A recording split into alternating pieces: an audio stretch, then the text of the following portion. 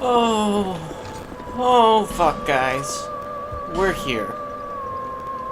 This, I have to say, in the time it has taken me to Platinum Bloodborne, play Dark Souls 3 to Apex values, this is probably my least favorite area in all of the Souls games that I've played thus far. It is absolute ass. And we'll talk about how much ass as it goes through. This will be a nice little two-parter, because it did take me a couple days, but that's mostly because I was doing more shifts at my work than I was sitting down and trying to troubleshoot where exactly I went wrong. But with a little bit of help and a little bit of grit and determination, things did happen. And we got past them. It also helps to have a Black Knight greatsword, which I will be championing for quite some time as I slowly turn into the Black Swordsman of my dreams. Not that fucking Kirito shit either. Let's disapproach that notion. So, fun fact, everyone. I was looking through the early release Dark Souls 2 guidebook that I was gifted, and unlike every other region in the game, the Shrine of Almana has no description. That's how well thought of this particular area is, I think, and it really speaks to the depth of its design, that when they sat down and they got this little lore blurb that's half-baked about each particular region you're in, this place didn't get one. Didn't get a damn thing about it. Oh, did I get ready here? Oh, almost. I think I do die from this fellow. I was not playing well against it. Yep, see? All I did was get that running dirk, and he jerked my meat right up. Let this establish the tone of this video that you will be maybe watching if you choose to do so. Now, there are reasons threefold for why this area does not work for anyone, and why it's actually more quarrelsome than most of the poison regions in the later games and in the prior games. I mean, I almost want to hold it in the same regard as Blighttown. I want to say Blighttown and Shrine of Almana on par, nearly the same levels of ingenious pain that someone sat down and went. The only thing is, every inch you earned when you were in Blighttown, at least when I was playing Dark Souls 1 Remastered, it felt earned. It felt very worthwhile for working out your routes and being able to stave off death and slide through that poison region. Now this region, this area, there is no poison in this water, aside from some lurking boys, which we can talk about them. These are some water hollows that are lizard-like. It's not really defined on why they exist like that. They just exist here like that. We have a bunch of Kurt Connors, paging Dr. Connors, lizardmen just roaming here, getting that good JoJo glitter on, because while they're ugly as fuck, they exfoliate their skin all the way, and that's pretty nice. I'll go ahead and read you their item description in the guidebook. A hollow that lived in an aquatic environment for an extended period of time and eventually adapted to its surroundings by mutating into its present form.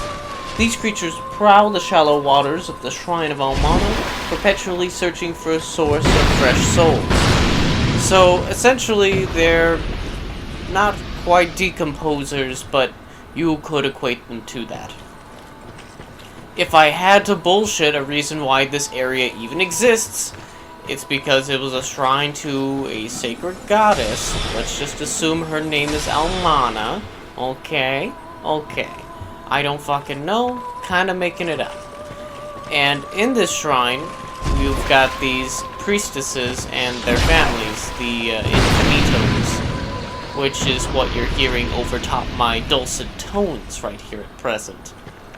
That's the woman who really likes us knowing about her vowels, even though she stubbed her toe and is just merely inflecting that into a musical format for our ears. That's why she's going... I can't do it because I'm not very musically inclined, so just take my word for it. That vowel sound, that long... Yeah, that's just her saying a vowel over and over again until I get close to her house, and then she stops. A lot like my neighbors. But don't tell them about that. Breach the contracts. Bad jokes aside. We are here. We are not happy. And for one, the water gets above your waist, so it slows your movement down. That is knock number one. Really bad. Nobody like. Second, you may notice that the water seems expansive. Do you think with your brain that you can keep on walking through the waters and be safe? If you answered no to that, you knew that that was a rhetorical question, because of course not. Let's talk to this lady first. We knew you were coming. Did ya? And stopped singing. Uh-huh, thanks. We are Milfinito. Malfinitos. By Milfinitos. death and dark. Uh-huh. We will sing here forever, as we always have, from long, long ago. Long, We know nothing long of the ago. world outside. And why should we? For we will never leave. Well, no, NPCs tend to stay in You place. seek King Vendrick? Mm-hmm. But what is a king, after all? We know nothing of the world outside. Then why did you say the word king? You could have just said Vendrick. When This we is sing, the very little circular world conversations, even for a comfort Souls those game. who bear death and dark. This is what we were taught. You were If we taught really feel that, wrong, but not perhaps this where will you help. are. Hmm. Oh, thanks for the This is smooth and what silky. we can do. When we sing, this And that's all the dialogue from this Malfinito. There is also one in Dranlea Castle that I'll be freeing in all due course. But, again, we'll have to get there first. Now, those are the main two knocks that I have, but we'll go into why the rest of this area sucks when it approaches us in due course.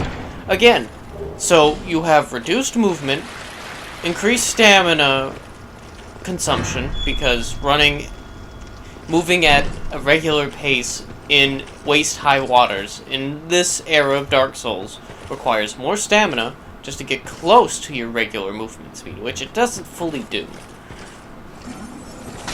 But also the area is littered with a secret little boundary problem that turns into, oh, you accidentally went a little bit too far left or too far right in this area that makes you really have to scrutinize your area that you're walking in?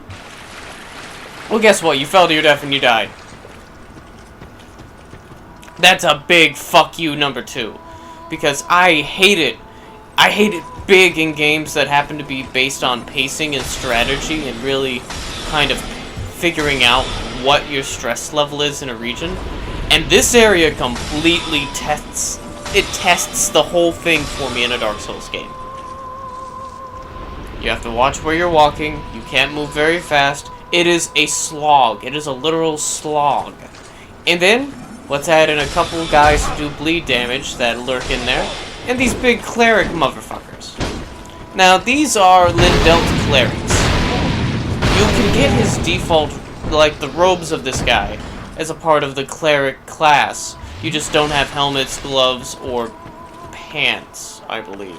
So you're just kind of like some random undead who happens to be wearing absolutely nothing but a big poofy pimp robe.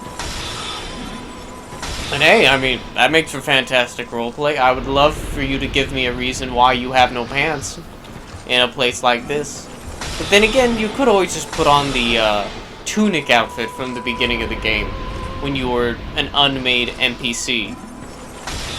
Which, come to think of it, I think this is also the only From Software title where if it's an RPG, you play as your character before you've made the character. I think no one else does that. At least in the Soulsborne series. If it's Something that happens in Demon Souls, I am not familiar. I have not played that yet. And at the time of this recording, let's see, it is June 29th, 2020. And despite my abilities to not parry Warhammers all that great, I do remember that Demon Souls Remastered, which is more of a remake everyone's thinking, is coming to the PS5, you know, that console that's shaped like Chronica. Yeah, I'm really interested in that too. Depending on the costs of everything that come with a new console, I would really, really like the ability to play something like that. The thing is, I'm very accustomed to my current settings in life. I enjoy editing and compiling videos, making little audio diaries like these Souls games, and doing what I'm doing here. So, the PS5 would have to have something similar to SHAREfactory for me to...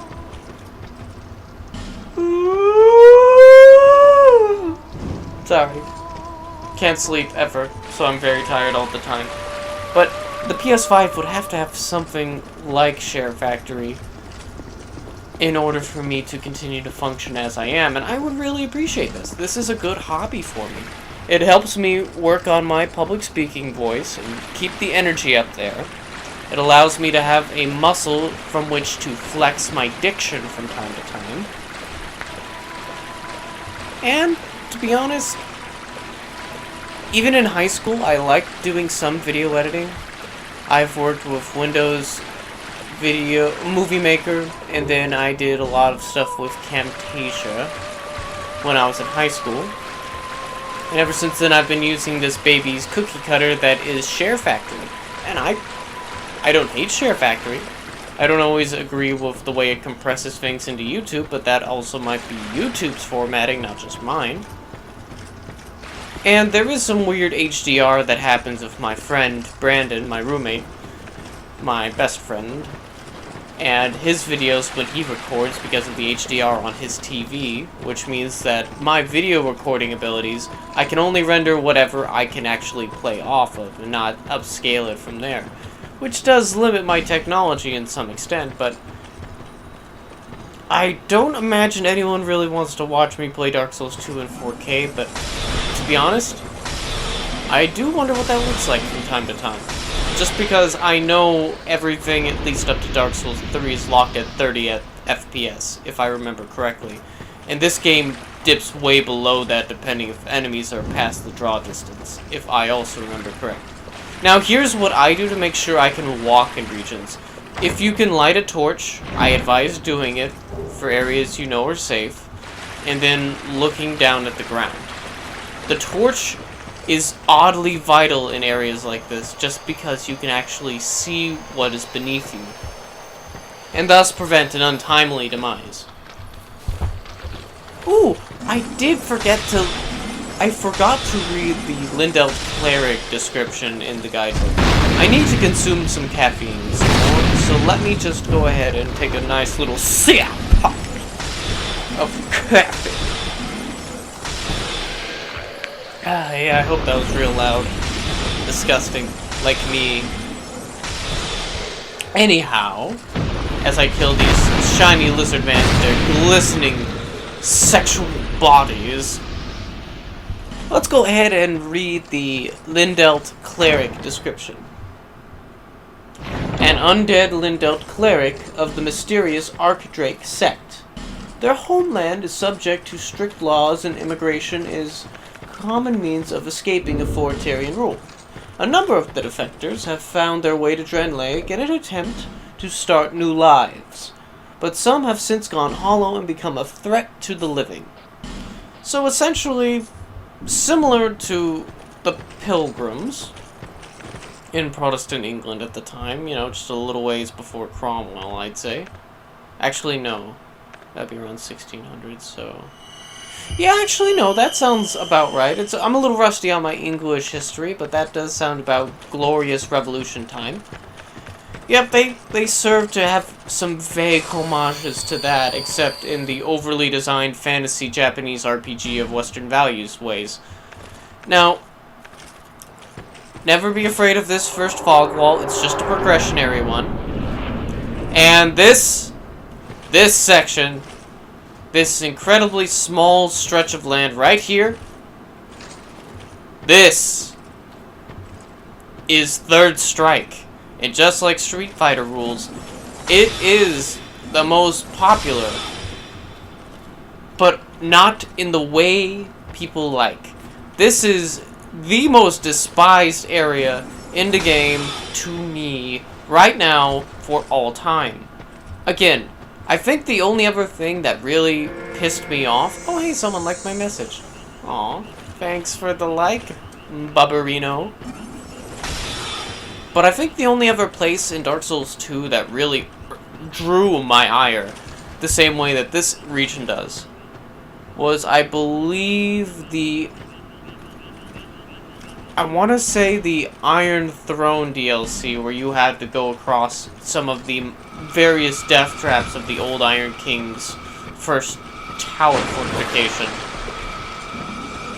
That one had some bad enemy layouts, and I didn't enjoy the spacing of anything in that at the time. But it may have been because I wasn't thinking critically.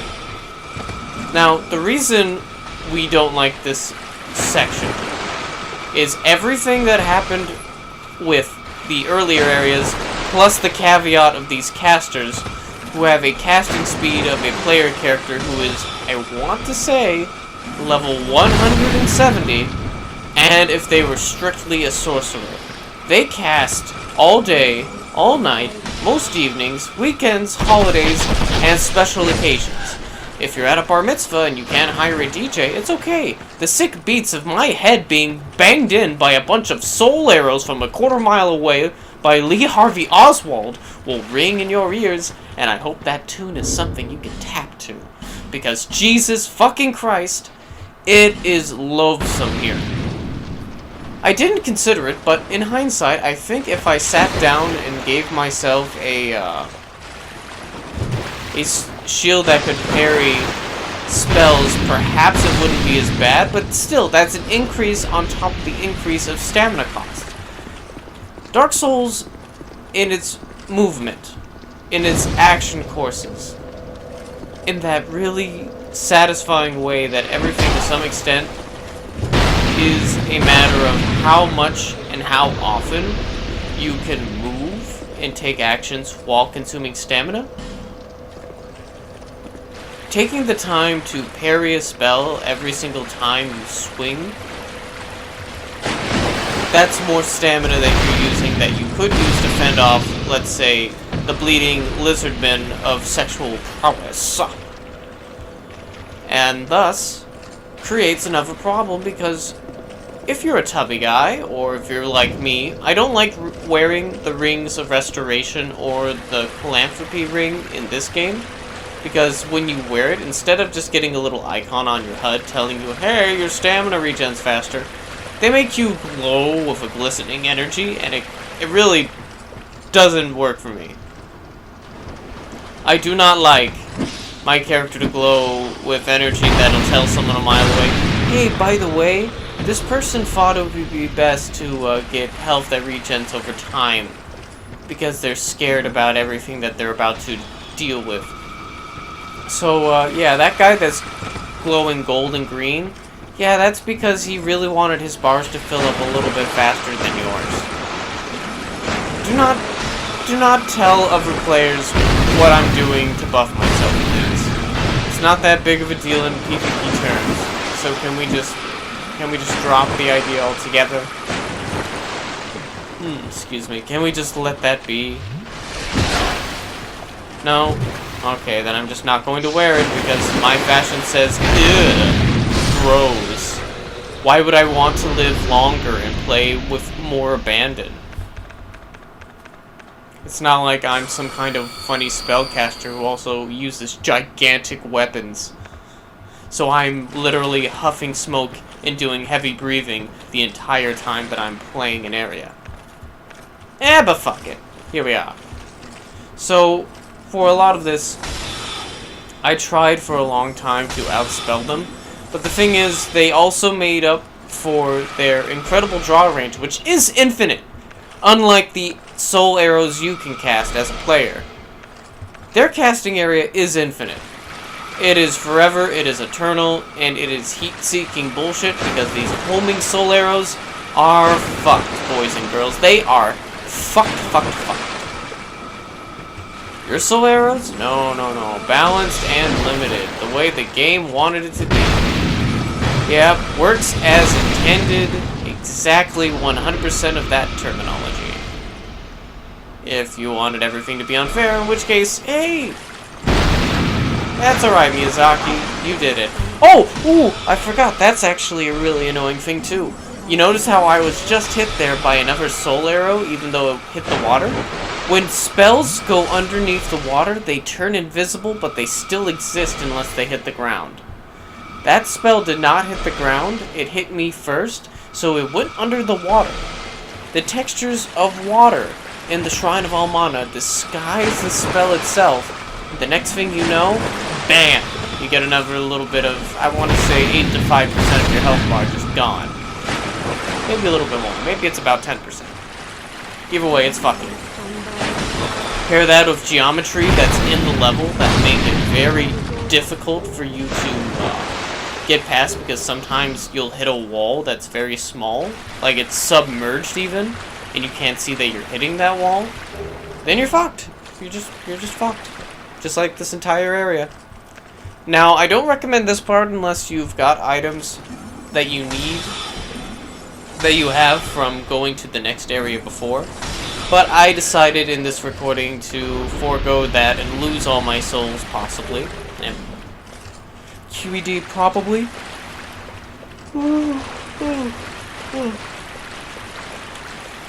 And what I did is I did more backtracking. I stayed in this area as long as I can. And you see that fellow way back there?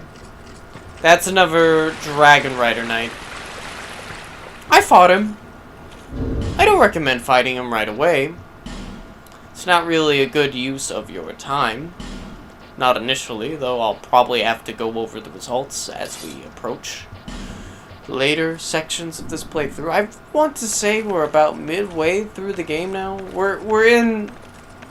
I want to say Dark Souls 2 has honestly only 2 phases to it. And those phases are pre and post 4 Kings.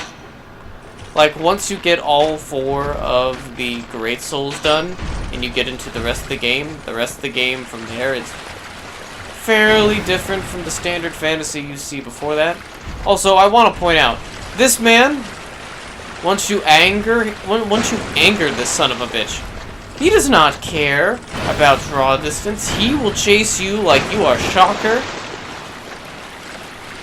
And he is Spider-Man in the black suit in the 90s Spider-Man animated series where he is just screaming on the top of the lungs, "Shocker! I'll chase you from the ends of the earth!" Yeah, I'll take my Tony whenever you want. Anyway.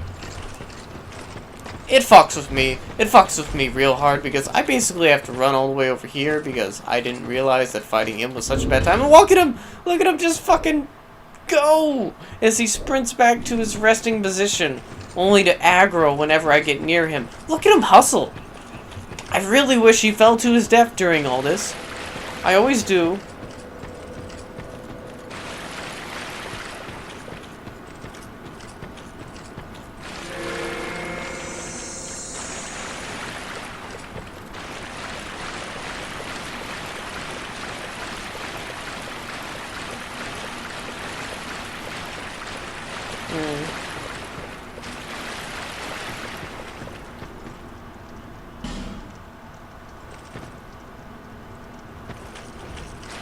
Sorry about that. Had to return a message. Now, while we're fighting Dragon Man, doing what he can, what a dipstick, you gotta hit him with your sword, you understand? I'm going to read the Almana Shrine Maiden description. Hallowed priestesses, formerly responsible for performing the sealing rituals which imprison the demon of song. Over the time, the line of the Shrine Maidens gradually died off, and, with no successors to pass down the sacred rites, the seal broke and the demon was freed from its prison. And as you probably will guess from that description, the demon that the book here is talking about, and that you may pick up from talking from more of the Milfinitos. I probably shouldn't call them Milfinitos. Those are little girls, and everything about it makes me a little uncomfortable. But more or less, this holy shrine is treated to encase a demon that apparently also can be lulled by song, unless the song ends from time to time. And with this song, and I guess a ritual that is not explained or talked about all that explicitly, the demon stays calm. But of course, since it's the end of the world in the Souls fashion, you never play these areas when they're full of things that are living. Also, thank you, Random Lizardman. Oh, hey, big fella, forgot you were here too. You see, this is another reason I hate it. Just when things go bad, they go real bad in these areas. But back to the Demon of Song. Since, once again, you never play a Souls game where the civilization you are currently exploring is fully functional, they, oh god. Another big yawn, boys and girls.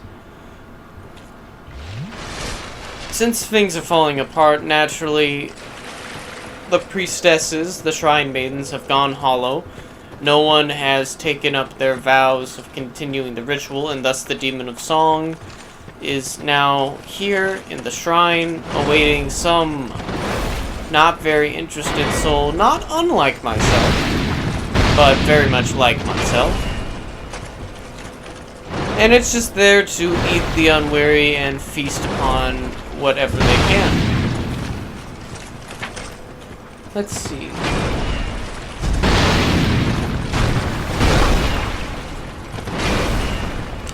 One other thing that'll make those maidens kind of annoying is in the last area, there's specifically, I want to think...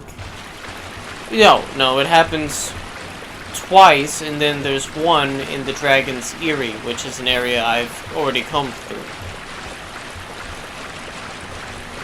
The Almana Shrine Maidens have once... Oh, see, since he's aggro, he's already interested in my butthole. Look at him come. He saw my milkshake, and he came to the yard, boys and girls. Look him go. Oh, yeah! Look how fast this man is. What a j... Why did I give him that much time? I should have just hit him. Oh, that's why, because he would have just took it. Right. Makes sense. So again, he's only 3,000 souls. Not remotely worth it. He's just there to make your life harder. And he does respawn. Let it be known. You would have to farm him out for him to despawn. Also, fuck these guys once more. You're half the reason I end up consuming all of my flame butterflies, you sons of bitches.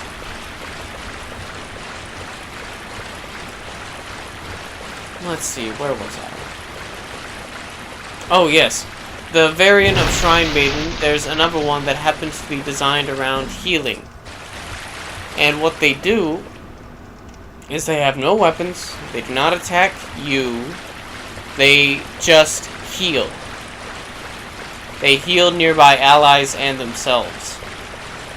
And because of their placement, that means that if you were to try and zone out any of the Archdukes, any of the Archdrake Lindelt clerics, you know, just the clerics, let's just call them that from now on. Oh, hey, I'm bleeding. Yeah, near death.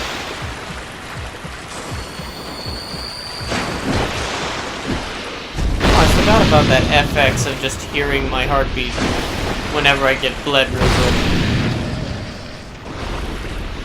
So, that's kind of annoying in an area where you kind of want to pick off enemies one by one. But if you have the problem of trying to do so, there's a pretty good possibility that they'll just go, oh no, they're at full health. And so, I feel that the crux of this area is that you have an expectation of how a level is paced, and how well your specific playstyle can be paced out. I think this area was designed to really delay speedrunners, and for people to have an extended amount to play here in this area. Because boy oh boy, does this area make the game go longer. Because I believe, aside from when I'm farming, I have spent more time just trying to progress here than I have anywhere else in the game at present. Not counting DLC I have not touched yet.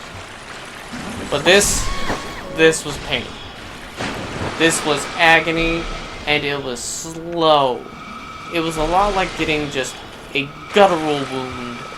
You just have to sit there, do your best to get past it, but know that it will take long, it will be grueling, and it will be unfair.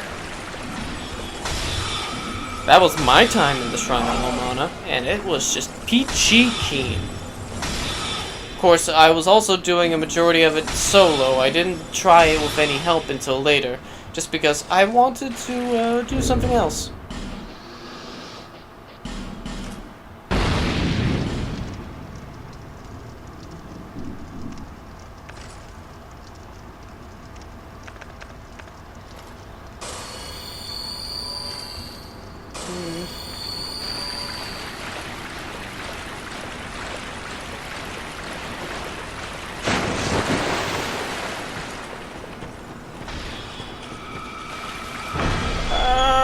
Fought doors made me invincible. Why are these rules inconsistent? Kablams! Be gone, lizard thought. Oh man, I haven't had that voice crack since high school. That was fucking awful, guys. Yada yada.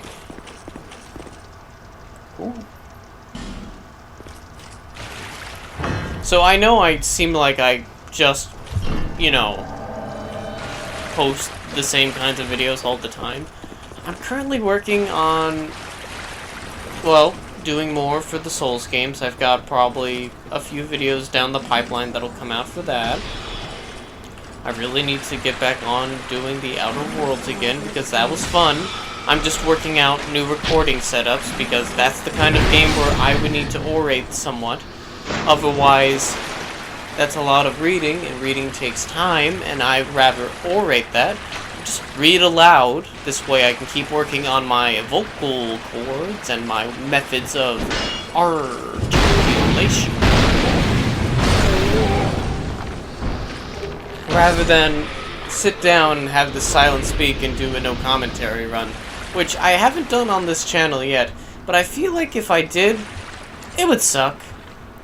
I mean, there are some people who enjoy watching it, assuming you can pace it out, but I would not want to just have a multiple choice RPG that has very good audio choices. Like, you have really good decisions that you can make in the Outer Worlds. I would not want to just steamroll through that without really explaining the decisions that led me to where I am.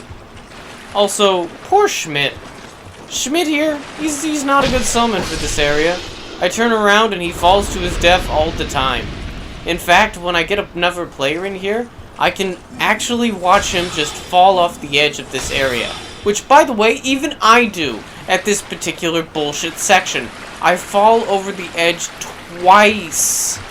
Twice! See, look, there goes Schmidt. And then I die from going over the edge twice in my playthrough. And normally, frustration does not build that quick in me. Oh, who am I kidding? Yes, it does.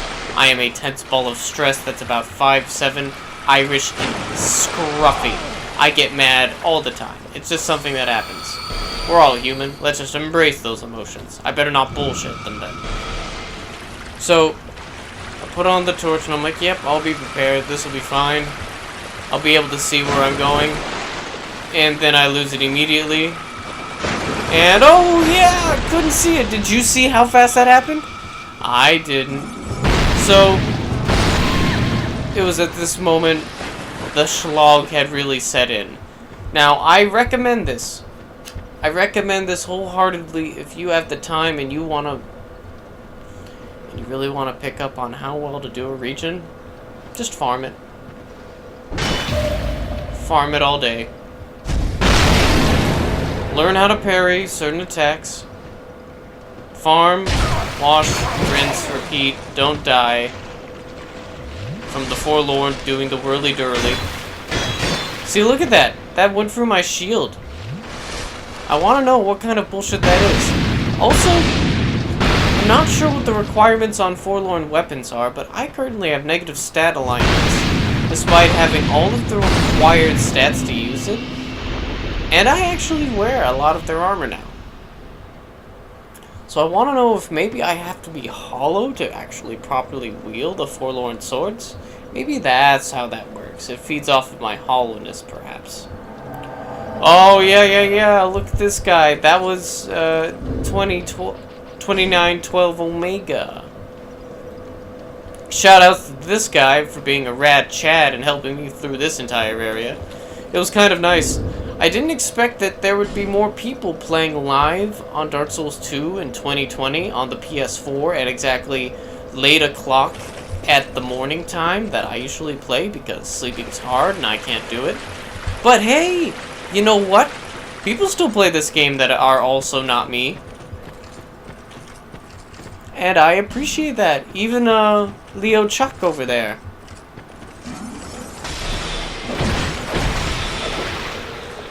I forget, but I thought I said it so it was all of these players' character names instead of their handles.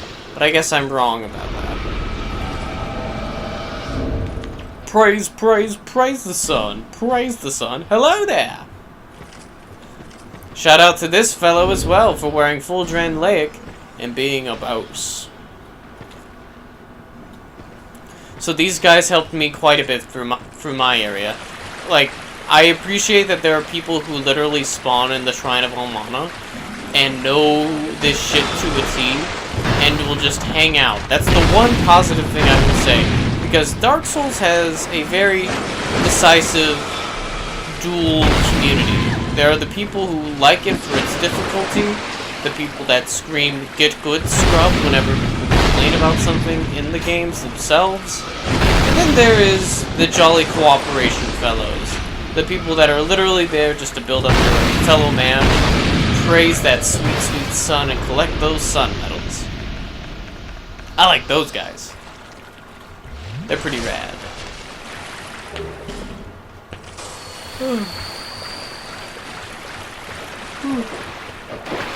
And that's why I personally joined the Covenant of the Sun as well, simply because I'm somewhat of an Omni-Mage. I'm pretty sure I'm building to be able to cast hexes, hexes, sorceries, and miracles from one particular vehicle. Just because I appreciate the utility of being able to do dark damage, heal myself, and just do straight, unneeded DPS. Little harassment procs, because as long as you wear the stone ring, all of your attacks, no matter what they do, stagger most enemies, even through their poise. So, you know, that is worthwhile, to say the least.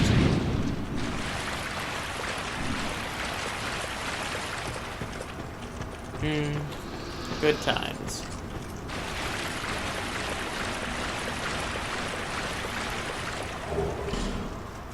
I forget, does this part of the video include me falling again, embarrassingly, like slipping in my own poo and just watching that shit dribble off? God, I hope not.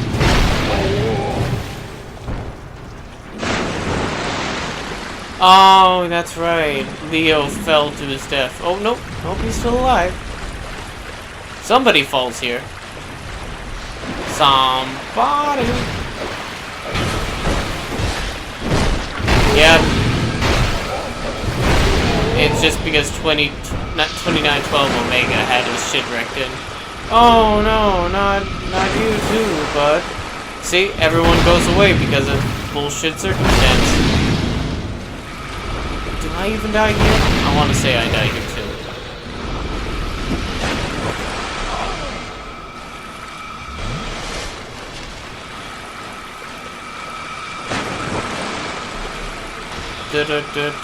Stop.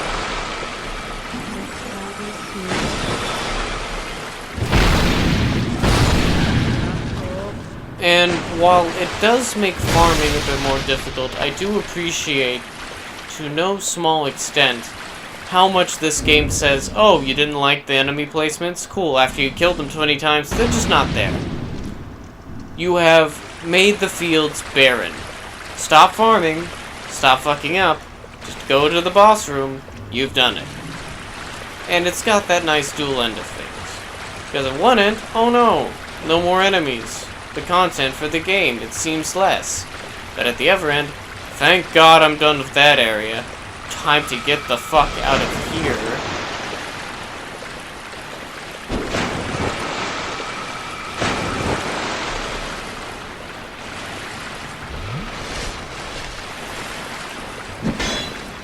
Yeah, I think I just had a bad time. The whole time I'm here, just crying. My butt, it hurts so much from the pain it gave me.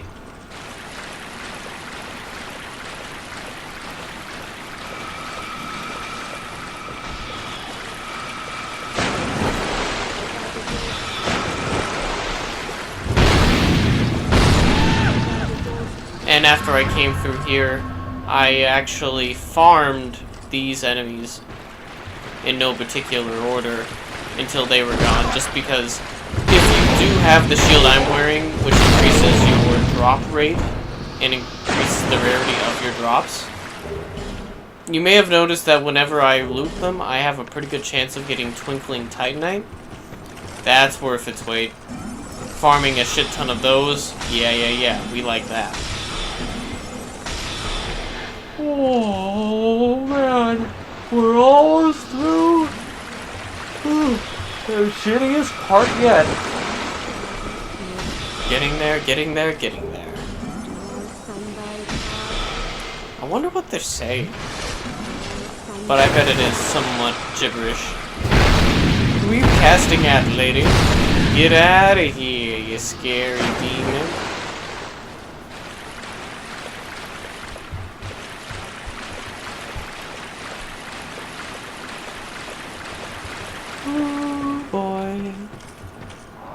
And once again, not a boss battle, just another progression wall, because that area and the area before it were pretty bullshit, and the game acknowledges that, so they're not going to fuck you that.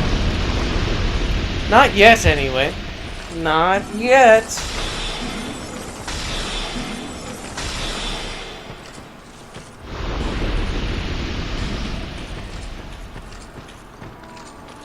Aww. The vowel sounds. They've returned.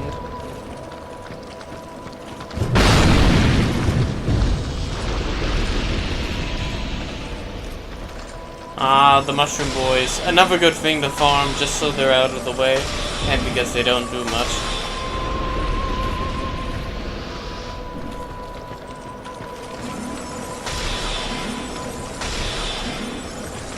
Wizard time.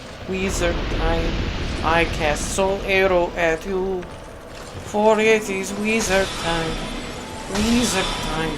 I am a wizard. That's the song I sing whenever I have to be put in these circumstances. So that's this part, the first part of the Shrine of Almana. God help me. It is the Slogfest. But thank you for your time at the very least. Keep going.